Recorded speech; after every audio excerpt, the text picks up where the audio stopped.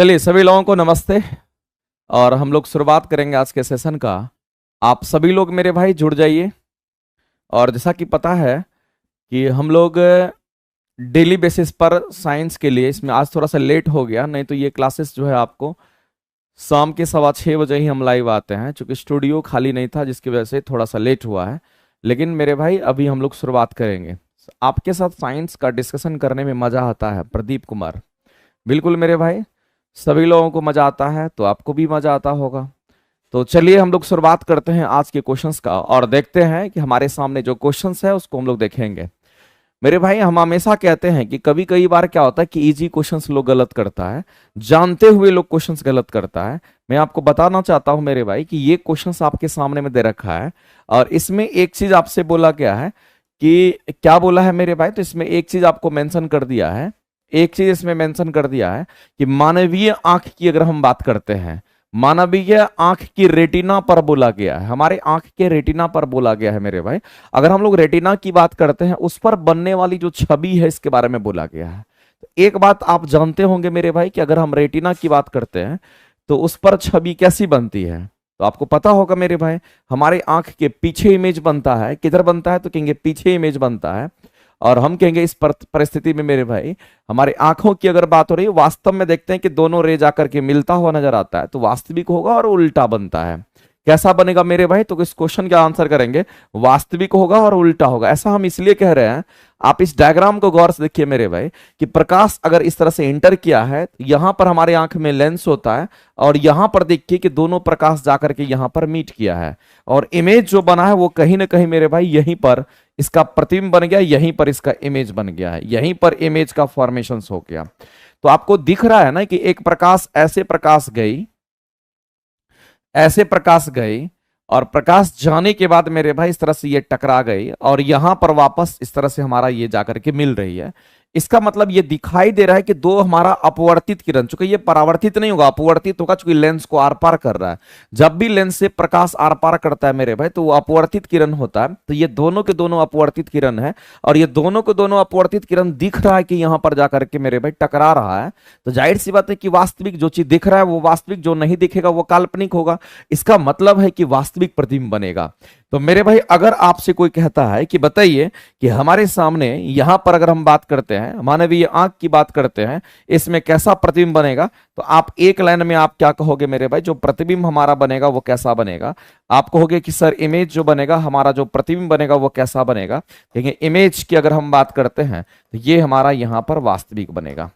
Image कैसा बनेगा तो वास्तविक बनेगा। और वास्तविक इमेज हमारा कैसा होता है, क्योंकि वास्तविक प्रतिबिंब हमारा उल्टा होता है, ये बात आपको ध्यान रखना है।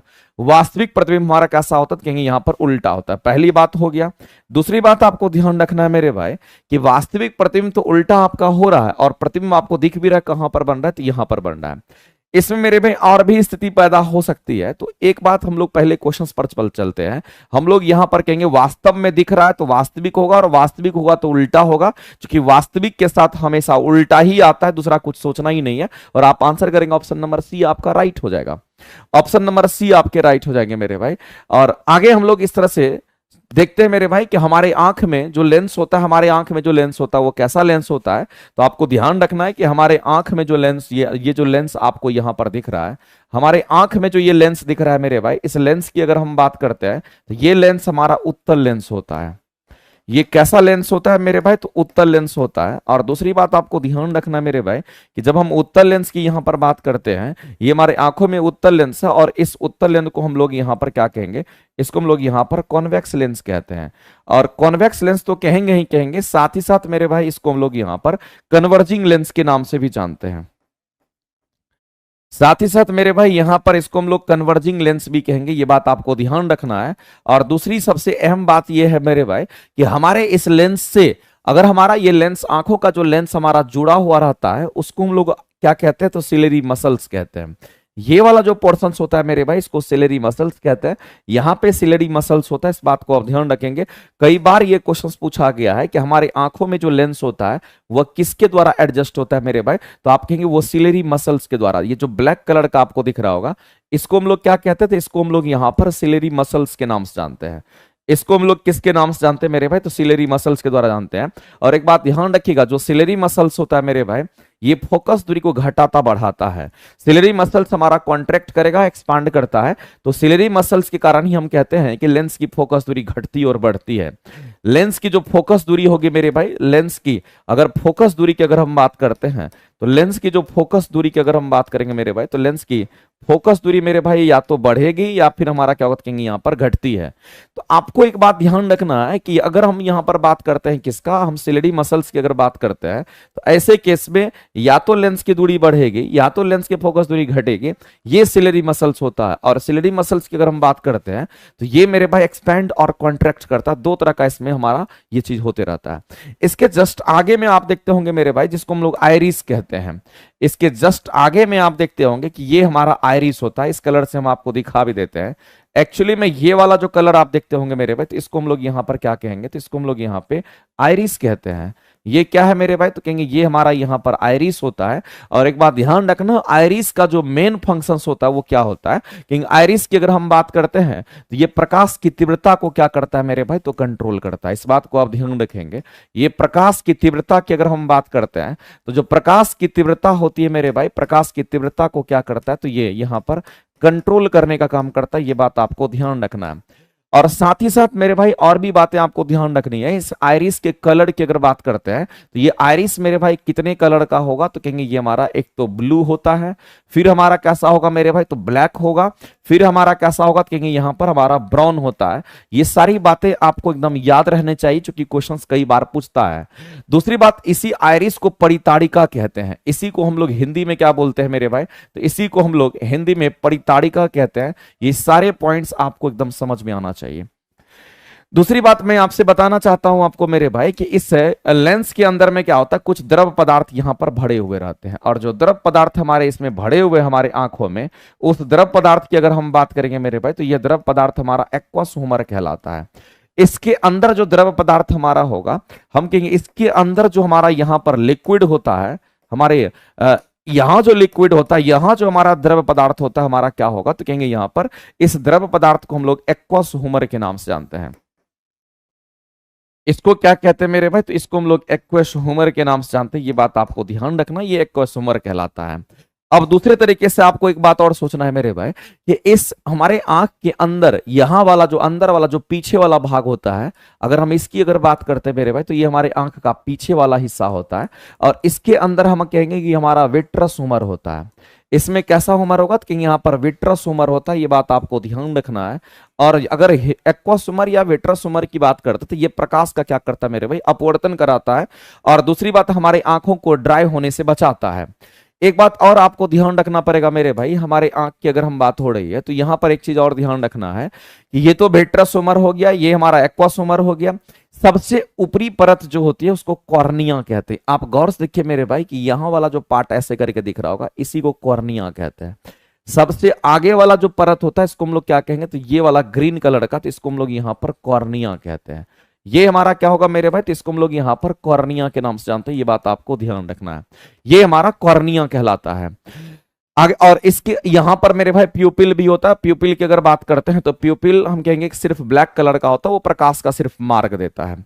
तो अगर मेरे भाई इमेज किसी का यहां पर अगर बन रहा है, रेटिना पर अगर इमेज बन रहा है, इसका मतलब आपको समझ लेना है कि वास्तविक प्रतिबिंब बन रहा है और दिख रहा है कि दोनों जाके टकरा रहा है। वास्तविक प्रतिबिंब बनेगा, और वास्तविक प्रतिबिंब कैसा होगा मेरे भाई, तो हम कहेंगे उल्टा होगा। दूसरी बात, अगर किसी की आंख में अगर डिफेक्ट आ जाता है, तो प्रतिबिंब हमारे रेटिना से पहले बन जाएगा या फिर मेरे भाई रेटिना के बाद बनेगा। अगर रेटिना के पीछे अगर बनता है, तो उसको बोलते हैं हम लोग हाइपरमेट्रोपिया, जिसको हम लोग कहते हैं दूरदृष्टि दोष। अगर इस रेटिना के आगे अगर इमेज बन जाता है, जिसको हम लोग कहते हैं निकट दृष्टि दोष, और ये हमारा मायोपिया होता है। इन सब के बारे में मैंने मेरे भाई आपको कितनी बार मैं बता रखा, लेकिन यहां पर मैं चर्चा कर देना चाहता हूं मेरे भाई, कि अगर हम दृष्टि दोष की अगर हम बात करते हैं, हम किसकी बात कर रहे हैं मेरे भाई, तो दृष्टि दोष की बात करते हैं। तो जो दृष्टि दोष हमारा होगा वो कौन होगा मेरे भाई, तो कहेंगे जो दृष्टि दोष हमारा होगा उसकी अगर हम बात करते हैं, तो सबसे पहला हमारा इसमें निकट दृष्टि दोष की हम बात करेंगे। सबसे पहला हमारा निकट दृष्टि दोष की बात करेंगे। और निकट दृष्टि दोष में आपको ध्यान रखना है कि जो इमेज बनेगा वो कहां, तो इमेज मेरे भाई रेटिना से पहले बनता है। इमेज की अगर हम बात करते हैं तो इमेज रेटिना से पहले बनता है। ये बात आपको ध्यान रखना है। इमेज रेटिना से किधर, तो कहेंगे इमेज रेटिना से किधर बनेगा मेरे भाई, तो पहले बनता है। इमेज रेटिना से पहले बनता है, ये बात आपको ध्यान रखना है। दूसरी बात आपको ध्यान रखना है मेरे भाई, अगर किसी को इसका उपचार अगर कराना है तो जाहिर सी बात है मेरे भाई, उपचार अगर कराना होगा तो ऐसी परिस्थिति में इमेज यहां बनेगा, लेकिन इमेज यहां बनाना है तो प्रकाश को फैलाने वाला लेंस लगाएंगे। तभी अगर मान लेते इमेज यहां पर दोनों प्रकाश की किरण आकर के यहां सट रही है तो हमारा निकट दृष्टि दोष हो गया। अब ऐसी परिस्थिति में इसको यहां पर लेकर के जाना तो प्रकाश को फैलाना पड़ेगा, और प्रकाश को फैलाने के लिए हमारे पास कौन सा लेंस होता है, कि हमारे पास अवतल लेंस होता है। इसका मतलब है मेरे भाई हम लोग क्या करेंगे, तो यहां पर अवतल लेंस लगा करके हम लोग क्या करेंगे, तो आंख को यहां पे ठीक करेंगे। दूसरे तरह का जो दृष्टि दोष होता है मेरे भाई, उसको हम लोग दूर दृष्टि दोष कहते हैं। इसको हम लोग क्या कहेंगे, तो यहां पर दूर दृष्टि दोष के नाम से जानते हैं। और आपको ध्यान रखना है कि जो दूर दृष्टि दोष हमारा होगा, इसकी अगर हम बात करते हैं तो यहां जो इमेज का फॉर्मेशन होगा मेरे भाई, अगर इस जगह की अगर हम बात करते हैं, यहां जो इमेज बनेगा उस इमेज की बात करते हैं, तो ये रेटिना के पीछे बनता है। इमेज जो है मेरे भाई, इमेज रेटिना की, अब किधर तो कहेंगे इमेज रेटिना के पीछे बनता है। यहां पर रेटिना की किधर, तो मेरे भाई यहां पर पीछे बनता है। इमेज रेटिना के किधर, तो कहेंगे यहां पर पीछे बनता है। और दूसरी बात मेरे भाई, यहां उपचार अगर किसी को करना है कि अब बताइए कि रेटिना के पीछे इमेज बन के क्या करेगा, आगे बनना चाहिए, रेटिना पर बनना चाहिए। तो जाहिर सी बात है कि अगर उसको नजदीक लाना है तो उत्तल लेंस का इस्तेमाल करते हैं, क्योंकि उत्तल लेंस हमारा कन्वर्जिंग लेंस होता है, यह प्रकाश को नजदीक लाता है। तो इसका उपचार करेंगे नजदीक लाने के लिए, इसका उपचार करेंगे दूर भगाने के लिए। तो मेरे भाई आप देख पा रहे होंगे कि डिफरेंट टाइप ऑफ क्वेश्चंस आपके सामने में आ सकता है। तो इन सारी बात को आप ध्यान में रखेंगे और इस क्वेश्चन का अगर आंसर करेंगे तो ऑप्शन नंबर हमारा सी यहां पे करेक्ट हो जाएगा। आगे बात करते हैं मेरे भाई, यहां पर ये जो क्वेश्चन हमारे सामने में है, अगर इस क्वेश्चन की अगर बात करते हैं तो रासायनिक परिवर्तन के संबंध में बोला गया है मेरे भाई कि रासायनिक परिवर्तन के संबंध में कौन सा कथन हमारा गलत है, ये बोला गया है। अब आपको पता होगा मेरे भाई कि दो तरह का परिवर्तन होता है, एक तो हमारा फिजिकल चेंज होता है, एक हमारा केमिकल चेंज होता है। तो आपको एक चीज ध्यान रखना मेरे भाई, दो बात आपको यहां पर समझना है। अगर हम यहां पर बात करते हैं फिजिकल चेंज की, अगर हम बात करते हैं मेरे भाई भौतिक परिवर्तन की अगर बात करते हैं, तो एक लाइन में आप जान लीजिए मेरे भाई कि जो भौतिक परिवर्तन होता है ये हमारा रिवर्सिबल होता है। और भौतिक परिवर्तन को हम लोग क्या कहते हैं, तो इसको हम लोग यहाँ पर फिजिकल चेंज कहते हैं। इसको हम लोग क्या कहेंगे मेरे भाई, तो यहाँ पर इसको फिजिकल चेंज कहते हैं। और जो भौतिक परिवर्तन हमारा होगा इसमें क्या करना है मेरे भाई, तो आपको ध्यान रखना है कि भौतिक परिवर्तन जो फिजिकल चेंज होता है इसको हम लोग कहते हैं कि ये हमारा रिवर्सिबल होता है। ये हमारा कैसा होगा मेरे भाई, तो ये हमारा यहाँ पर रिवर्सिबल होता है। इस बात को आप ध्यान रखेंगे। रिवर्सिबल कहने का मतलब है, जैसे कि एग्जाम्पल के तौर पे आप समझिए मेरे भाई कि जैसे कि हम बर्फ की बात करते हैं, तो बर्फ को अगर आप देखोगे तो बर्फ हमारा पानी बनेगा, और पानी को फिर हम बर्फ बना सकते हैं। तो मेरे भाई जाहिर सी बात है कि बर्फ पानी बना तो पानी बर्फ भी बनेगा, तो ये रिवर्सिबल प्रोसेस हमारा होगा। तो दोनों तरफ तीर का निशान, इधर से इधर, यानी कि रिवर्सिबल होता है। तो मेरे भाई ये तो रिवर्सिबल हो गया। लेकिन अगर हम लोग केमिकल चेंज की अगर हम बात करते हैं, हम किसकी बात कर रहे हैं मेरे भाई, तो हम यहाँ पर केमिकल चेंज की बात करते हैं। तो आपको एक बात मैं बता देना चाहता हूं मेरे भाई कि अगर हम यहाँ पर रासायनिक परिवर्तन की बात करते हैं, तो रासायनिक परिवर्तन जो हमारा होता है वो ऐसा नहीं होता है। अगर हम लोग यहाँ पर रासायनिक परिवर्तन की अगर हम बात करते हैं, तो ये रासायनिक परिवर्तन को हम लोग क्या कहते हैं, तो इसको हम लोग यहाँ पर केमिकल चेंज कहते हैं। ये हमारा कैसा कहेंगे, इसको हम लोग यहाँ पर केमिकल चेंज कहते हैं। इस बात को आप ध्यान रखेंगे। और रासायनिक परिवर्तन में क्या होगा, तो आपको एक चीज ध्यान रखना मेरे भाई कि ये इरिवर्सिबल प्रोसेस होता है। ये कैसा होगा, तो कहेंगे यहाँ पर ये हमारा इरिवर्सिबल प्रोसेस होता है। इस बात को आप ध्यान रखेंगे। ये कैसा होगा, तो कहेंगे एक लाइन में कि ये इरिवर्सिबल प्रोसेस होगा। और दूसरी बात आपको ध्यान रखना मेरे भाई कि जो रासायनिक परिवर्तन होते हैं इसके एग्जाम्पल आपको जैसे पता होगा कि मेरे भाई जैसे कि लोहे में जंग का लग जाना, लोहे में ध्यान रखना मेरे भाई, लोहे में जंग लगना। तो लोहे में जंग लगना कहने का मतलब है, लोहे में जंग लगना कहने का मतलब है कि अगर लोहा में जंग लग गया मेरे भाई, अगर सर जी थोड़ा सा भी कमेंट पढ़ाइए ना, बिल्कुल हम पढ़ रहे मेरे भाई। जोन चेंज का नोटिफिकेशन आ गया सर, अच्छा आ गया होगा मेरे भाई, आप जोन चेंज कर सकते हैं। सर जी बच्चों की बात को सुनिए थोड़ा सा। विष्णु जी देख रहे हैं आपका मैसेज मेरे भाई, देख रहे हैं। बीपीएससी टीचर के लिए रेगुलर 40 क्वेश्चन लाइए गुरु जी।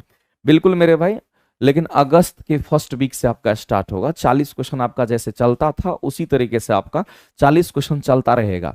लेकिन अभी भी जो हम क्वेश्चंस करा रहे हैं ना, ये आप टीचर के एग्जाम की तैयारी करते हैं या किसी भी एग्जाम की तैयारी करते हैं, आपको हर एक जगह यूज होगा। मैं बार बार कहता हूं मेरे भाई कि कंसेप्ट कंसेप्ट होता है, सब्जेक्ट सब्जेक्ट होता है, टॉपिक टॉपिक होता है। अगर आपको भी फिजिक्स पढ़ना, वहां भी पढ़ना है, तो कुछ चीज कॉमन होता है, सब जगह आते रहता है। तो ऐसे क्वेश्चंस मेरे भाई हमेशा आपके सामने में आते रहता है, और एक एक लाइन आपसे पूछ लेगा, और उस समय आपको लगेगा कंफ्यूज करके गलती करोगे। अभी कहेंगे पढ़ने के लिए तो जबरदस्ती कहेंगे पढ़ने के लिए, तैयो नहीं पढ़ेगा। जब कहेंगे नहीं पढ़ने के लिए, तब कहेगा कि 40 घंटा क्लास लीजिए, 30 घंटा क्लास लीजिए, 25 घंटा क्लास लीजिए, ई करा दीजिए, ऊ करा दीजिए, मैराथन करा दीजिए, तब फिर दिक्कत हो जाता है। ठीक है सर जी, बच्चों की बात सुनिए, मैं सुन रहा हूं मेरे भाई, क्या कहना चाहते हैं आप सभी लोग बोलिए। आरआरबी जेई का सेट स्टार्ट कीजिए सर जी, प्रदीप कुमार जी। आरआरबी जेई का भी आपको पता है कि नोटिफिकेशन आ गया है। लगभग 8,000 सीट पर आपकी वैकेंसी है। साइंस 8,000 सीट पर वैकेंसी है। तो सबसे पहला चीज है कि आरआरबी जेई में दो तीन चीज आपको पूछेगा। जो लोग हम कहते हैं कि बीटेक किए होंगे, और या फिर जो लोग डिप्लोमा किए होंगे मेरे भाई, मैकेनिकल से, इलेक्ट्रिकल से, इन सब की अगर हम बात करते हैं, तो जाहिर सी बात है कि सबके लिए एक अपॉर्चुनिटी है। चूंकि 18-19 के बाद, 2019 के बाद अभी वैकेंसी आई है। आप देख लीजिए, इतने दिनों के बाद आरआरबी जेई की वैकेंसी आई है। फिर भी हमको नहीं अच्छा लगा मेरे भाई, 8,000 ही सीट वैकेंसी आई है। कम से कम तो 14-15 हजार सीट आना चाहिए था, क्योंकि इतने दिनों के बाद ये वैकेंसी आई है। अब इसमें भी आपको मामला क्या फंसा कि इसमें पहले नॉन टेक आपका होना चाहिए। अगर मेरे भाई नॉन टेक बढ़िया नहीं है ना, तो आप सही मानिए कि आपकी तैयारी बेहतर नहीं होगी। नॉन टेक सबसे पहले आपको बेहतर करना पड़ेगा, जिसमें मैथ, रीजनिंग और साइंस, तीन चीज तो कॉमन है। कंप्यूटर के भी 10 क्वेश्चन आते हैं, और उसके बाद आप टेक्निकल पर आप ध्यान दीजिए। तो आपको नॉन टेक पे, अगर टेक्निकल आपका बहुत बढ़िया है तो नॉन टेक पे ध्यान दीजिए, अगर नॉन टेक आपका बहुत बढ़िया है तो टेक्निकल पर ही है। तो दोनों चीज अब यहाँ पर उल्टा, जब दोनों चीज नहीं आता, दोनों के लिए आपको पढ़ना पड़ेगा। लेकिन मेरे भाई उस हिसाब से आपको काम करना पड़ेगा। अभी तक जहां भी पढ़े हैं, आपके जैसा फिजिक्स कोई नहीं पढ़ाता है। बिल्कुल मेरे भाई, आप पढ़िएगा पूरा फिजिक्स। अगर मेरे से कोई पढ़ता है, साइंस की बात करते हैं, फिजिक्स या केमिस्ट्री की बात करते हैं, हम तो ये भी कह रहे हैं कि फिजिक्स केमिस्ट्री की किसी को भी क्लास अगर करनी है, तो अभी एक बैच हम दिए हैं फिजिक्स केमिस्ट्री के लिए, अखंड ज्योति बैच करके है। आप देखिएगा प्लेटफॉर्म बाय नवीन कुमार सिंह एप्लीकेशन पर अखंड ज्योति बैच करके आपको दिखेगा। आप चाहे तो मेरे से मेरे भाई जुड़ करके कंप्लीट ऑनलाइन के माध्यम से पूरा पूरा का पूरा हम फोकस करेंगे अपने सब्जेक्ट पर, और कंप्लीट ऑनलाइन में वो सब्जेक्ट हम पढ़ाने वाले हैं, जिसमें फिजिक्स, केमिस्ट्री और बायो तीनों आपके सब्जेक्ट हैं उसमें। तो वो क्लासेस 26 जुलाई से हम दिए हैं मेरे भाई बैच। अगर किसी को भी लगेगा कि मेरा साइंस वीक है, तो आइए मेरे साथ जुड़िए। हम आपको क्वेश्चंस के माध्यम से, थ्योरी के माध्यम से हम आपको पूरी तरीके से इंप्रूव कर देंगे। आपको लगेगा कि एक एक चीज मुझे आ रहा है। ठीक है, चलिए मेरे भाई आगे हम लोग बात करते हैं। ये चीज आपको ध्यान रखना है। तो यहां पर बताइए कि कौन सा कथन हमारा गलत है, रासायनिक परिवर्तन के बारे में कौन सा कथन गलत है। तो ये एक इरिवर्सिबल प्रोसेस होता है। ये कैसा प्रोसेस है? इरिवर्सिबल प्रोसेस है। ये एक मेरे भाई, यह एक अपरिवर्तनीय परिवर्तन है। यह एक इरिवर्सिबल प्रोसेस है। तो सही है रासायनिक के लिए, क्योंकि देखिए यहां पर यह सही है। यह पूरी तरह से नया परिसर बनाता। बिल्कुल मेरे भाई, अगर जंग लग जाएगा लोहा में, तो कंप्लीट अगर जंग लग गया तो फिर वो लोहा खराब हो गया, फिर से ओरिजिनल लोहा नहीं बनेगा। तो कंप्लीट मेरे भाई एक नया कंपाउंड बना लेता है। जैसे कि रक्त का थक्का बनना मेरे भाई, अगर किसी का ब्लड क्लॉट एक बार अगर किसी का ब्लड एक बार जम गया, तो फिर से ओरिजिनल प्योर ब्लड वो नहीं बन पाएगा। सब इरिवर्सिबल है। ये सब इरिवर्सिबल दोबारा अगर नहीं हो पाएगा मेरे भाई, यानी कहने का मतलब है कि ब्लड अगर थक्का बन गया तो फिर वापस ब्लड नहीं बनेगा। इसका मतलब इरिवर्सिबल है, एक ही तरफ होगा, दूसरी तरफ नहीं आ पाएगा। तो ये इरिवर्सिबल है। ये सब इरिवर्सिबल, ये भी, ये भी, ये भी, ये तीनों के तीनों हमारे इरिवर्सिबल ही हैं। लेकिन मेरे भाई रासायनिक परिवर्तन की जब बात करते हैं, उसमें द्रव्यमान का कोई रिलेशन नहीं है।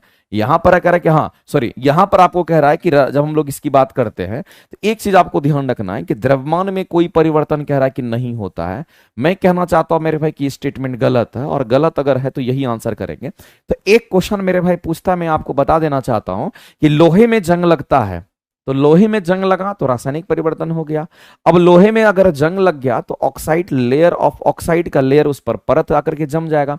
अगर लोहा के चारों तरफ मेरे भाई आकर के परत अगर जम जाएगा, तो जाहिर सी बात है कि लोहा के चारों तरफ अगर परत जम जाएगा मेरे भाई, वो लोहा का ऑक्साइड अगर बन करके जम जाएगा, तो जाहिर सी बात है मेरे भाई उसका वजन बढ़ जाएगा। उसका द्रव्यमान क्या होगा मेरे भाई? तो कहेंगे वहां पर हमारा बढ़ जाएगा। ये बात आपको ध्यान रखना है।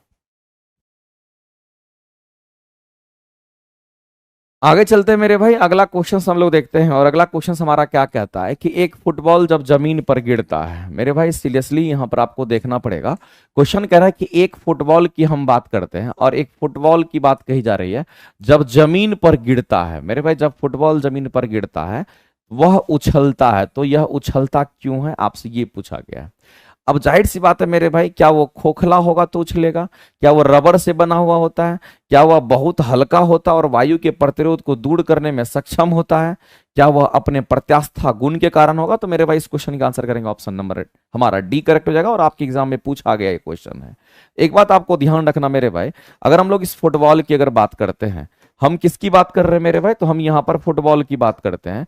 और जिस फुटबॉल की हम यहाँ पर बात कर रहे हैं मेरे भाई, जिस फुटबॉल की हम बात करते हैं, अगर ये फुटबॉल हमारा ऊपर से नीचे गिरेगा तो जंप करता है, तो मेरे भाई इसमें इलास्टिसिटी का गुण होता है। इसमें किसका गुण होगा, इसमें मेरे भाई इलास्टिसिटी का गुण होता है। इसमें इलास्टिसिटी का क्या होगा, तो कहेंगे यहाँ पर गुण होता है। और इसमें इलास्टिसिटी का गुण होता है, ये बात आपको ध्यान रखना। अगर हम फुटबॉल की बात करते हैं तो उसमें इलास्टिसिटी का गुण होता है और इसी इलास्टिसिटी गुण के कारण वो क्या करता है मेरे भाई, तो हम कहेंगे यहाँ पर बार बार वो जंप करता है। तो आपको ध्यान रखना है कि जमीन पर गिरता है तो उछलता है, इसी इलास्टिसिटी गुण के कारण वो उछलता है, ये बात आपको ध्यान रखना। जैसे मेरे भाई ऊपर से नीचे गिरेगा तो गिरने के बाद तुरंत उछलता है, क्योंकि उसके आकार में परिवर्तन और वो फिर अपने शेप को रिगेन करने के लिए हमारा ऊपर की ओर जाता है।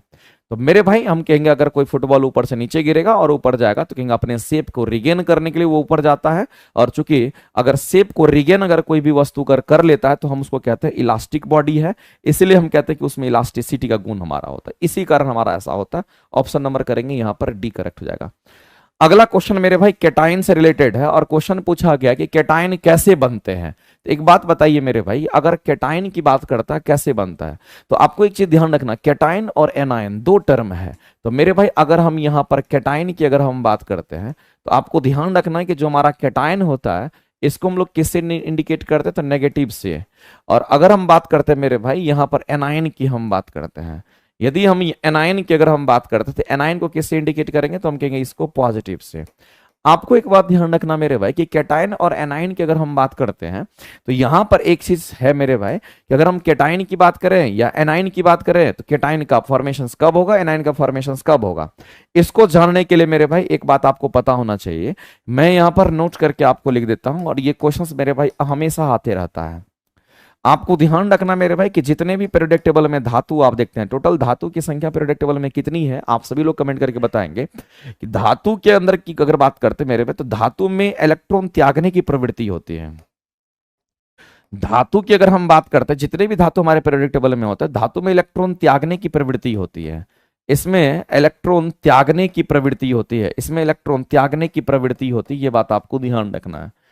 इसमें इलेक्ट्रॉन त्यागने की प्रवृत्ति होती है किसमें मेरे भाई, तो हम कहेंगे यहां पर धातु में। तो धातु हमारा जो है मेरे भाई इसमें इलेक्ट्रॉन त्यागने की प्रवृत्ति होती है।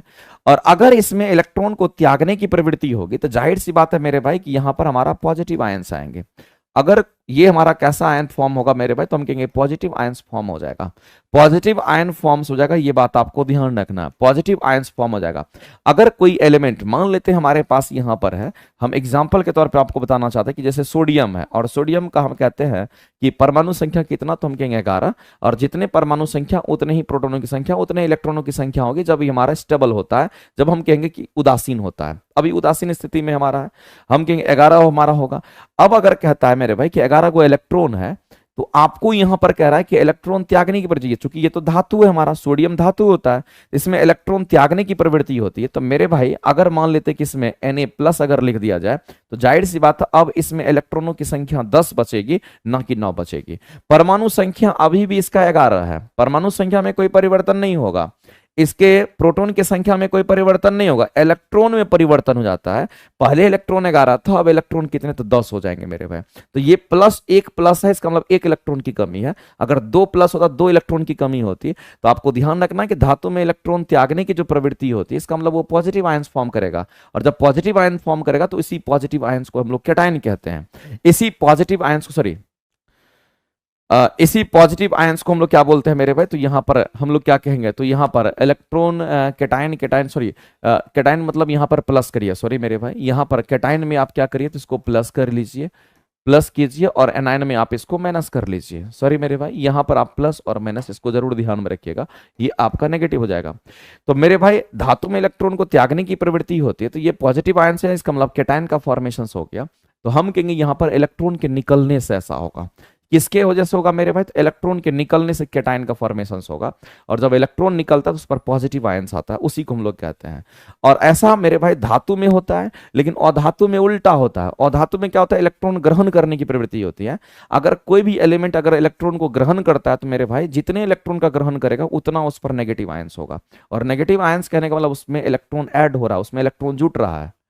आगे चलते हैं, अगला क्वेश्चन मेरे भाई देख लीजिए। समतल दर्पण से बारे में आपको बोला गया है। अब समतल दर्पण में ये क्वेश्चन है कि समतल दर्पण द्वारा बनना वाला प्रतिबिंब हमारा कैसा होगा।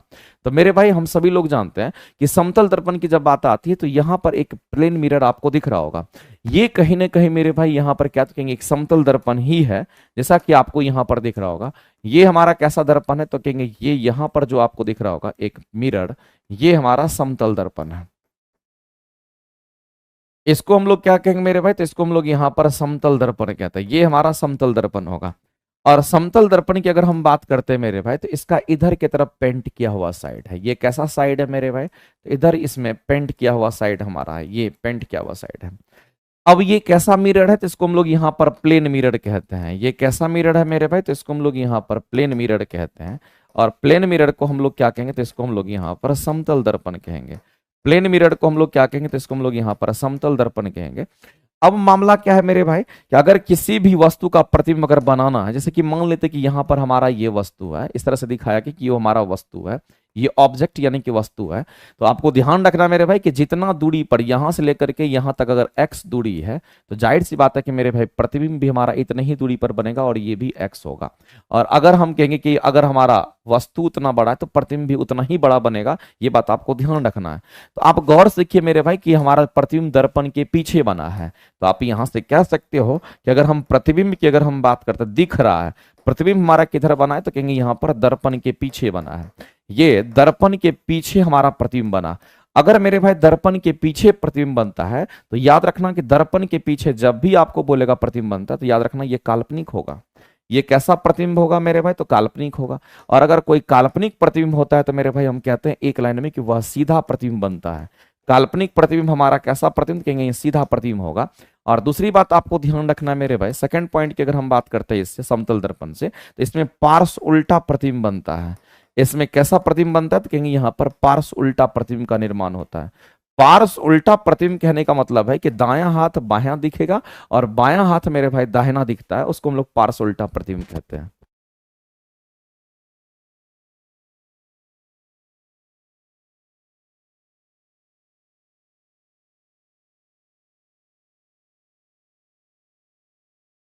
भाई ये चीज आपको यहां पर ध्यान रखना था। अब देखिए यहां पर गौर से कि अगर हम इसकी बात करते हैं, समतल दर्पण की बात करते हैं, तो समतल दर्पण में वास्तविक प्रतिबिंब तो नहीं बनेगा, चूंकि दर्पण के पीछे बन रहा है तो काल्पनिक बनेगा।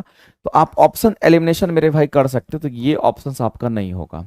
लंबवत कोई परिवर्तन हमारा नहीं होता है, इसमें पार्श्व परिवर्तन होता है मेरे भाई। पार्श्व परिवर्तन कहने का मतलब पार्श्व उल्टा प्रतिबिंब कैसा बनेगा? पार्श्व कहने का मतलब है मेरे भाई यहां पर ये पार्श्व उल्टा को रिप्रेजेंट करता है।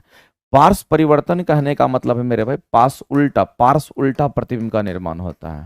तो ये मेरे भाई यहां पर क्या कहेंगे? यहां पर करेक्ट है। तो एक ऑप्शन हमारा राइट है, ऑप्शन नंबर सी करेक्ट है। अब बड़ा प्रतिबिंब भी नहीं बनेगा, चूंकि बड़ा नहीं बनेगा समान आकार का प्रतिबिंब बनता है, तो ये भी नहीं होगा, ना ये होगा ना ये होगा। एक ही ऑप्शन आपका बचता है कि आंसर आपके क्या हो जाएंगे? तो सी करेक्ट हो जाएंगे। और वही चीज आपका यहां पर दिखाया भी गया है। लेकिन मेरे भाई एक बात हम आपको बताना चाहते हैं कि जब हम प्लेन मिरर की अगर हम बात करते हैं तो इस प्लेन मिरर से रिलेटेड कुछ पॉइंट्स आपको समझना पड़ेगा, और क्वेश्चंस कई बार आपके सामने में आता है, और ये चीज आपको ध्यान रखना है। अगर हम लोग प्लेन मिरर की अगर बात करते हैं तो इसके कुछ रिलेटेड पॉइंट्स हैं मेरे भाई, वो आपको ध्यान रखना चाहिए। अगर हम बात करते हैं कि जितनी दूरी पर वस्तु होती है उतनी ही दूरी पर प्रतिबिंब होता है, तो मेरे भाई वस्तु की दूरी और प्रतिबिंब की दूरी बराबर दूरी, वस्तु की दूरी की हम बात करते हैं। आपको ध्यान रखना है कि इसमें वस्तु की जो दूरी होती है दर्पण से, वस्तु की दूरी दर्पण से और प्रतिबिंब की दूरी की अगर हम बात करते हैं, और प्रतिबिंब की दूरी की अगर हम बात करते हैं, प्रतिबिंब की दूरी बराबर होती है। प्रतिबिंब की दूरी कैसी होगी मेरे भाई, तो बराबर होती है। वस्तु की दूरी दर्पण से और प्रतिबिंब की दूरी दर्पण से ही मेरे भाई क्या होगा, तो कहेंगे यहाँ पर दर्पण से ही आप देखेंगे तो बराबर होता है। तो यहाँ पर दर्पण से ही देखेंगे तो आप कहेंगे यहाँ पर हमारा क्या होगा, तो कहेंगे बराबर होता है। दूसरी बात आपको ध्यान रखना मेरे भाई कि जब कभी भी हम इसकी बात करते हैं, इसमें समान आकार का प्रतिबिंब आपको हमेशा मिलेगा।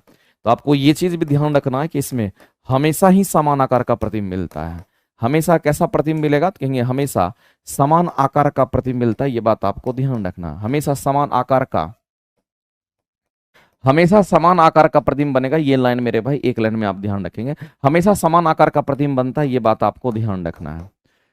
दूसरी बात आपको ध्यान रखना मेरे भाई कि यहां पर हमारा समान आकार का प्रतिबिंब तो बनेगा ही बनेगा, और ये हमारा कह सकते हैं काल्पनिक बनेगा, और हम कहते हैं ऐसा सीधा बनेगा हमारा। दूसरी बात ध्यान रखना मेरे भाई, इसके लिए अगर आवर्धन की अगर हम बात करते हैं, इसके लिए हम किसकी बात करते हैं मेरे भाई, अगर हम आवर्धन मैग्निफिकेशन की अगर हम बात करते हैं, आवर्धन की अगर हम बात करते हैं जिसको हम लोग मैग्निफिकेशन कहते हैं, इसके लिए अगर आवर्धन की बात करते हैं मेरे भाई, यहां पर मैग्निफिकेशन की अगर बात करते हैं तो आवर्धन को हम लोग किससे दिखाते हैं, स्मॉल m से दिखाते हैं।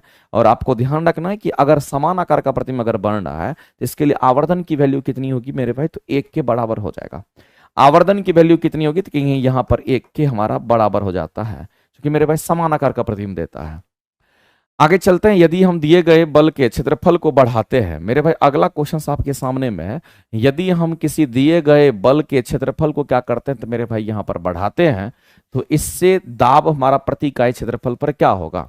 तो आपको ध्यान रखना मेरे भाई कि अगर हम प्रेशर इक्वल टू अगर देखें तो प्रेशर इक्वल टू हमारा यहाँ पर फोर्स पर यूनिट एरिया होता है। Pressure equal to force per unit area होता है। अब कह रहा है कि यदि हम किसी दिए गए बल के क्षेत्रफल को बढ़ाते हैं, तो मेरे भाई बल को नहीं बढ़ाना, यहां पर सिर्फ क्षेत्रफल को बढ़ाना, यानी कि इसको कांस्टेंट मान के चलना है। आप इसको कुछ नहीं कर रहे हैं, आप किसको बढ़ा रहे हैं मेरे भाई, तो आप यहां पर एरिया को बढ़ा रहे हैं। अगर मेरे भाई यहां क्षेत्रफल को बढ़ाएंगे तो यहां पर हम कहेंगे हमारा दाब का मान क्या होगा, कहेंगे घट जाता है। तो यहां पर आप कहेंगे दाब का मान हमारा क्या होगा, कहेंगे घट जाएगा। ऑप्शन नंबर सी आपका करेक्ट होगा। लेकिन मेरे भाई ये जो फॉर्मूला हम लोग यूज करते हैं, ये वाला जो फॉर्मूला हम यूज करते हैं, आपको ध्यान रखना मेरे भाई, ये फॉर्मूला केवल आपका कहां पे काम करेगा, तो फॉर्मूला केवल सॉलिड में काम करता है। फॉर्मूला केवल सॉलिड में कार्य करता है, ये बात आपको ध्यान रखना। ये फॉर्मूला कहां पे काम करता है, कहेंगे सॉलिड में काम करता है। एक लाइन में आप जान लीजिए। और एक और मेरे भाई पावर का, एक और हमारा प्रेशर का फॉर्मूला होता है। एक तो फॉर्मूला आपका ये हो गया, दूसरा फॉर्मूला आपको पता होना चाहिए कि प्रेशर इक्वल टू हमारा रो जी इंटू एच होता है। लेकिन इस फॉर्मूले की अगर हम बात करते हैं मेरे भाई, तो ये फॉर्मूला हमारा द्रव में लगता है या फिर ये फॉर्मूला हमारा यहाँ पर गैस में लगता है। तो द्रव और गैस में जो प्रेशर का फॉर्मूला हमारा होगा, हमारा कितना, तो रो जी इंटू एच होगा। इसमें अगर हम बात करते हैं मेरे भाई कि जहां पर अगर रो की बात करते तो ये हमारा घनत्व को रिप्रेजेंट करता है, और जी की बात करते हैं मेरे भाई तो ये हमारा किसको, तो कहेंगे यहाँ पर गुरुत्वीय त्वरण को रिप्रेजेंट करता है। और एच की अगर हम बात करते हैं मेरे भाई, तो एच हमारा किसको, तो कहेंगे यहाँ पर गहराई को रिप्रेजेंट करता है। ये हमारा गहराई को रिप्रेजेंट करता है। तो अगर मान लेते किसी भी पानी के अंदर का द्रव मापना, जैसे कि मान लेते कि हमारा ये क्या है, तो कहेंगे इसके नीचे में पानी भरा हुआ है, या कोई भी द्रव पदार्थ हमारा भरा हुआ, जरूरी नहीं कि पानी है, कुछ भी हो सकता है। अब मान लेते कि यहां पर हम कह दिए मेरे भाई कि ये एक सतह है ऊपर में, और ऐसा हम कह दिए मेरे भाई कि यहां पर हमारा पाड़ा भरा हुआ है, मरकड़ी भरा हुआ है, और हमको क्या करना, तो प्रेशर मापना है इसके अंदर का। तो मेरे भाई जब कभी भी आपको प्रेशर मापना होगा तो हमेशा ऊपरी सतह से प्रेशर मापते हैं, और ऊपरी सतह से मेजरमेंट हम लोग यहीं से करेंगे। ये रेफरेंस लाइन हमारा बन जाएगा, और यहीं से मेजरमेंट अगर करेंगे तो हम लोग नीचे अंदर की तरफ जाएंगे। तो जब मेरे भाई अंदर की तरफ जाएंगे हम लोग, तो आपको ध्यान रखना कि किसी एक बिंदु की अगर हम बात करते हैं, तो किसी एक बिंदु का जो प्रेशर हमारा होगा वो रो जी इंटू हमारा एच होगा, जो कि गहराई हमारा एच को रिप्रेजेंट कर रहा है। यहां मेरे भाई आपको ध्यान रखना है कि ये जो हमारा रो है ये किसको इंडिकेट करेगा, क्योंकि यहां पर जो हमारा रो दे रखा है ये मरकड़ी का रो हम लोग लेते हैं। मरकड़ी का हम लोग क्या करेंगे मेरे भाई, तो यहां पर रो लेते हैं, और गहराई आपको दिख रहा है। तो आपको एक चीज ध्यान रखना मेरे भाई, तो क्वेश्चंस जो है किसी भी तरीके से आपसे घूम फिर करके आपके सामने आएगा। सर जी हम प्लेटफॉर्म में टेस्ट देते हैं 30 से 40 के बीच में सही होता है, सिलेक्शन होगा, कुछ बताइए, जहां कमी है सुधारा जाएगा। मेरे भाई आप देखिए, आप लगातार टेस्ट देते होंगे तो आपको पता चलता होगा ना कि मैथ नहीं बनता है, कि साइंस नहीं बनता है, कि रीजनिंग नहीं बनता है। आप अपने कमी को पहचानिए कि कहाँ पर हमसे क्वेश्चंस नहीं बनता है, और उसको ढूंढ करके आप वहाँ पर कोशिश कीजिए कि आपको प्रैक्टिस करके या फिर सर के टीचर के माध्यम से आप उसको इम्प्रूव करिए। अभी आपके पास समय है, आप कर सकते हैं। एक बार रेलवे के ढेर सारा एग्जाम आपका रेलवे का लाइनअप है, किसी न किसी में आपका होने की संभावना हो जाएगी, लेकिन तैयारी करोगे उस रिदम में तभी तो होगा, ऐसे नहीं होगा। ठीक है। तो ये हो गया मेरे भाई। अगला अगर हम लोग देखते हैं लेंथेनाइड और एक्टिनाइड्स को हम लोग क्या कहते हैं, तो मेरे भाई लेंथेनाइड और एक्टिनाइड्स को हम लोग आंतरिक संक्रमण तत्व के नाम से जानते हैं। और ये हमारा क्या है, तो किंग एफ ब्लॉक के एलिमेंट्स हमारे माने जाते हैं। जैसा कि आप यहाँ पर पीरियोडिक टेबल में देखते होंगे कि एक हमारा यहाँ पर लेंथेनाइड्स है और दूसरा हमारे टेक्निकल टीम जो है इसको काट दिया है। तो मेरे भाई यहाँ पर ये कटिंग कर दिया है उन्होंने, क्योंकि उनको पता ही नहीं चला कि ये क्या है। तो लेंथेनाइड की अगर हम बात करते हैं मेरे भाई, तो ये यहाँ पर काट दिया उन्होंने। दूसरी बात मेरे भाई आपको ध्यान रखना है, एक्टिनाइड्स हमारा नीचे में है। यहाँ पर लेंथेनाइड और एक्टिनाइड की अगर हम बात करते हैं तो आपको दे रखा है, लेकिन आपको ध्यान रखना है कि लेंथेनाइड और एक्टिनाइड में टोटल 14 तत्व हो, 14 तत्व होता है, टोटल 28 तत्व होगा। और जो एक्टिनाइड के तत्व होते हैं मेरे भाई वो मोस्टली हमारा क्या होता है, रेडियो एक्टिव एलिमेंट होता है। ये बात आपको ध्यान रखना है। पूरे पीरियोडिक टेबल को अगर आप उठा करके देख लीजिए तो मेरे भाई आपको एक बात समझना पड़ेगा कि पीरियोडिक टेबल में आप इसको देख लीजिए, ये पहला ग्रुप होगा, ये सेकंड ग्रुप होगा, ये तीसरा, ये तो पहला ग्रुप दूसरा ग्रुप, उसके बाद मेरे भाई फिर क्या होता है, कहेंगे 3 से लेकर के हमारा कहाँ, तो हम कहेंगे 12, फिर 13 से लेकर के कितना, तो कहेंगे 18। तो मेरे भाई हम कहेंगे 18वां जो ग्रुप होता है हमारा निष्क्रिय गैस का होता है, अक्रिय गैस का होता है, जिसमें हीनी और कर्जेरन सबके सब मोनो एटॉमिक एलिमेंट होता है, सभी के सभी हमारे यहाँ पर कहेंगे एक परमाणु हमारे एलिमेंट्स होते हैं। और ये हमारा क्षारीय धातु होता है, ये हमारे क्षारीय मृदा धातु होते हैं। और ये हमारे डी ब्लॉक के एलिमेंट होते हैं मेरे भाई, ये हमारा एस ब्लॉक का एलिमेंट होगा, ये हमारा पी ब्लॉक का एलिमेंट होगा, और ये हमारा एफ ब्लॉक का एलिमेंट होता है। इसको संक्रमण तत्व कहते हैं, इसको आंतरिक संक्रमण तत्व कहते हैं। यहां पर मेरे भाई ग्रीन कलर, येलो कलर का जो आपको दिख रहा होगा, जिसमें boron, silicon, germanium, arsenic, antimony और टेलिडियम और इस तरह से आपको दिख रहा है, ये सभी के सभी हमारे यहाँ पर उपधातु होते हैं। और इधर हमारा अधातु होगा, इधर हमारा धातु होगा। याद रखना मेरे भाई, ये जो जिगजैग पाथ में आपको दिख रहा है इसको हम लोग यहाँ पर बाउंड्री लाइन तत्व भी कहते हैं, ये हमारा कैसा कहेंगे यहाँ पर बॉर्डर लाइन तत्व भी कहते हैं। और ये जिगजैग पाथ में हमारा मौजूद है। जिगजैग पाथ कहने का मतलब है कि ये ऐसा हमारा पाथ ले रहा है, इसी को हम लोग जिगजैग पाथ कहते हैं। जिगजैग पाथ कहने का मतलब है इधर उधर हमारा मुड़ रहा है, उसको हम लोग जिगजैग पाथ कहते हैं। तो कुछ इस तरह से हमारा ये एलिमेंट बना हुआ है। तो मेरे भाई ये हमारा उपधातु है, इधर हमारा अधातु, इधर हमारा धातु है। और लेकिन पी ब्लॉक हमारा एक ऐसा ब्लॉक है जिसमें अधातु भी है, धातु उपधातु भी है और हमारा धातु भी होते हैं। तो ये सारी चीजें मेरे भाई इस क्वेश्चन में आपसे पूछा गया और आप कहेंगे इसको हम लोग लेंथेनाइड और एक्टिनाइड्स को आंतरिक संक्रमण तत्व कहते हैं। आंतरिक संक्रमण तत्व हमारा किस ब्लॉक का एलिमेंट है मेरे भाई, तो हम कहेंगे यहां पर ये हमारा एफ ब्लॉक का एलिमेंट है। ये एफ ब्लॉक के एलिमेंट है, इस बात को आप ध्यान रखेंगे। ये किस ब्लॉक के एलिमेंट है मेरे भाई, तो एफ ब्लॉक के एलिमेंट है, ये बात आपको ध्यान रखना है। हाँ, जिगजैग लाइन में वो सारे के सारे तत्व मौजूद है, उसको हम लोग एफ ब्लॉक के एलिमेंट्स कहते हैं। और दूसरा बात ध्यान रखना मेरे भाई कि अगर हम लोग यहाँ पर बात करते हैं किसके बारे में, संक्रमण तत्व की अगर बात करते हैं, तो संक्रमण तत्व हमारे डी ब्लॉक के एलिमेंट्स होते हैं। और आपको एक बात बता देना चाहते हैं मेरे भाई कि ये जो डी ब्लॉक के एलिमेंट्स हमारे यहाँ पर दिख रहे हैं, ये जो डी ब्लॉक के एलिमेंट्स, ये जो डी ब्लॉक के एलिमेंट्स हमारे यहाँ पर दिख रहे हैं मेरे भाई, इस डी ब्लॉक के जो एलिमेंट्स को हम लोग यहाँ पर देख रहे हैं, जिसको संक्रमण तत्व हम कहते हैं मेरे भाई। आप ध्यान रखना, ये डी ब्लॉक में आपको 3 से लेकर के 12, 3 से लेकर के 12 तक के ग्रुप के जो एलिमेंट होंगे, 12 तक के जो ग्रुप के एलिमेंट होंगे, ग्रुप के एलिमेंट की अगर हम बात करते हैं, इस एलिमेंट को हम लोग क्या कहते हैं, तो यहाँ पर हम कहेंगे सीधा सीधा हमारा डी ब्लॉक का एलिमेंट कहलाता है।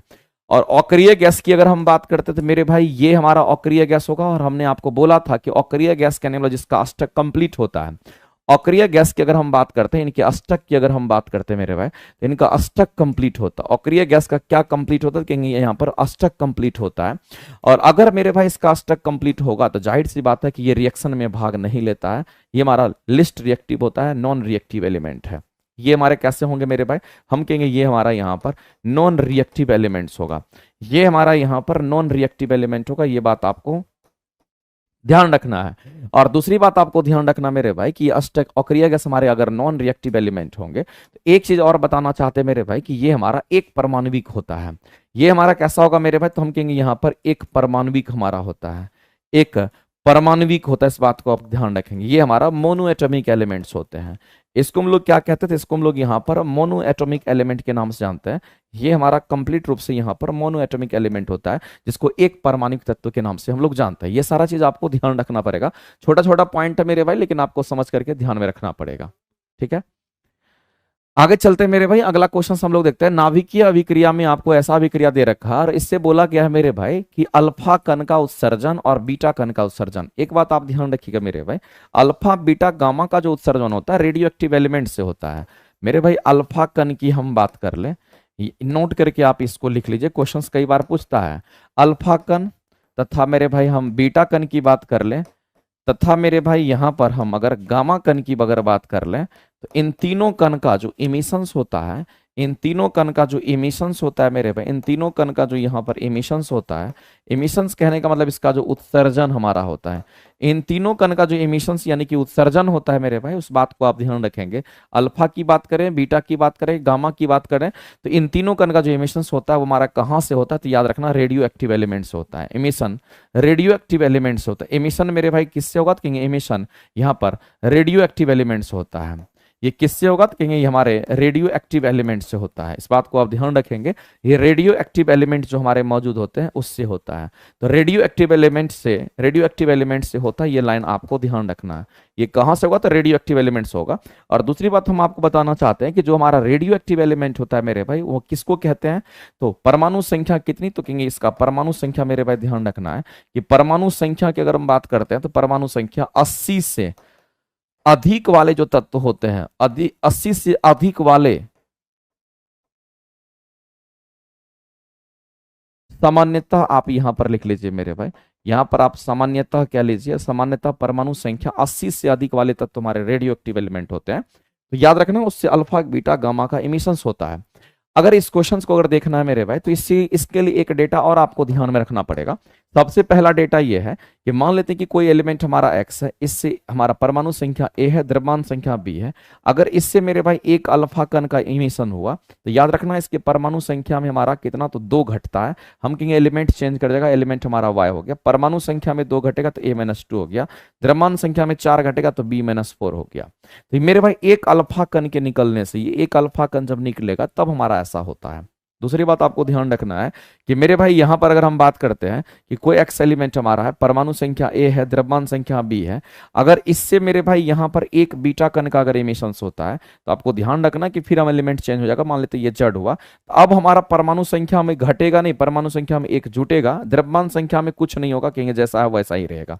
और मेरे भाई गामा इमिशंस की जब हम लोग बात करते हैं, तो तीसरा भी पैरामीटर आपको यहां पर ध्यान रखना है। और ये 3 चीज सिर्फ याद रखिए, आपका काम बन जाना है।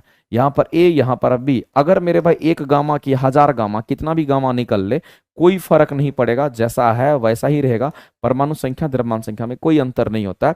तो ये 3 बात जो मैंने यहाँ पर लिखा है मेरे भाई, ये 3 बात आपको एकदम जहन में रखना है। पहली बात, दूसरी बात, और फिर यहाँ पर आपको तीसरी बात आपको जहन में रखना है।